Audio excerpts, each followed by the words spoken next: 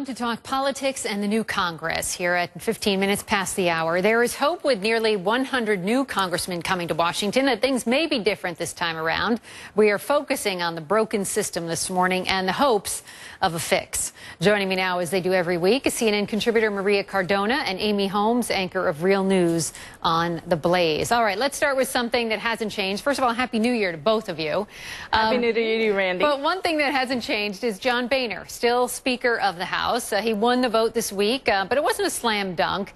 So, Maria, big mistake by Republicans leaving Boehner in charge, or what?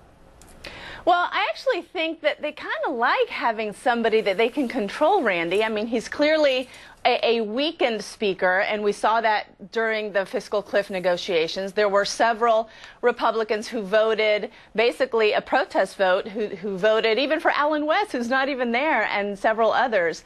But I think at the end of the day, no one really thought that his speakership was threatened, mainly because I think two things. The first one is no one's lining up for that job, Randy. It's probably one of the worst jobs to have in the country.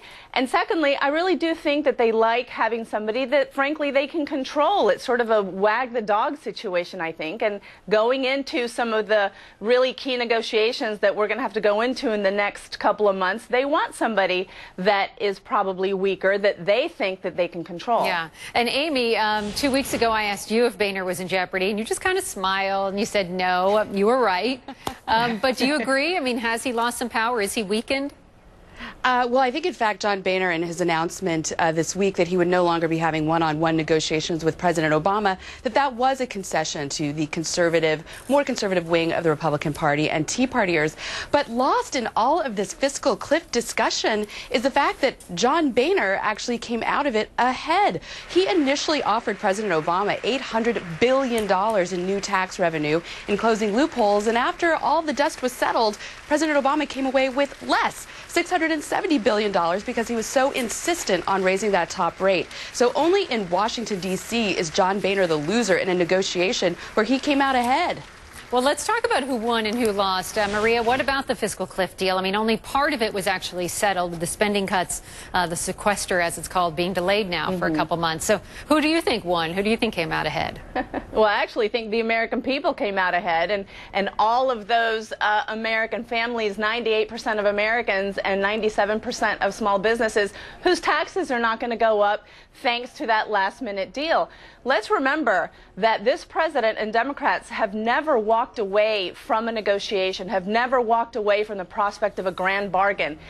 Speaker Boehner has now done that twice. And I can tell you, Randy, I'm sure Republicans are kicking themselves when a year and a half ago they could have taken a deal that would have included $3 of spending cuts for every dollar of revenue increases. And what they got in this fiscal cliff is certainly not something that they're happy about, but it is a very good deal for the American people. And I think President Obama and the Democrats and Biden, and I think Mitch McConnell also, I think deserves a lot of credit, as do Senate Republicans, who overwhelmingly voted for this deal. Yeah, well, I think a lot of people, though, certainly didn't like how it played out and all the bickering going on in Washington. No question. So can we really hope that this time around, with the 113th Congress, that it's going to be any different? I mean, some called the last Congress the worst ever. So will anything get done, Amy, now with the fresh new faces in the mix? Well, I think that depends on all of the parties involved. And after the midterm election, President Obama, unlike President Clinton, did not tack to the center to try to craft legislation and compromise with the other side. So I think moving forward, a lot of it depends on the President of the United States, his leadership, his agenda, a Democratic-controlled Senate, and how they're going to move forward. Let's remember, the Senate never even passed a budget. So are they going to be able to come to the table and sort of put their cards on the table on how they want to move forward for the American people? The president had promised immigration reform in his first year in office, and he kicked that can down the road. Is he going to try to, let Republicans dangle on that issue to try to get as much political, benefit out of it, or is he really going to try to tackle the problem? I think that these are questions that the American people really want to have answered. And if you look at the face of Congress, Maria, in terms of the women in Congress, 98 now, 78 in the House, 20 in the Senate. Still not an accurate correlation, of course, with the American public, but it's getting better. Does it give you hope? It does give me hope, Randy, because I think as we continue to see a Congress that is more representative of what America now looks like, and we saw for certain what those changes in America and the effect they have on American politics this last election, with a record number of women being elected to Congress, a record number of Latinos being elected to Congress.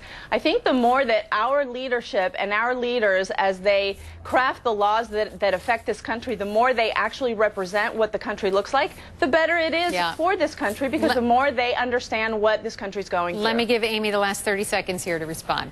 Well, I certainly celebrate diversity and having a Congress that reflects the wishes and goals of the American people. But frankly, I'm more interested in what goes on in their cranium than other parts of their anatomy or skin color. I think that's what's really important.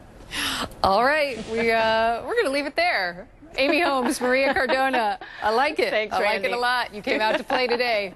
Thank you both very much.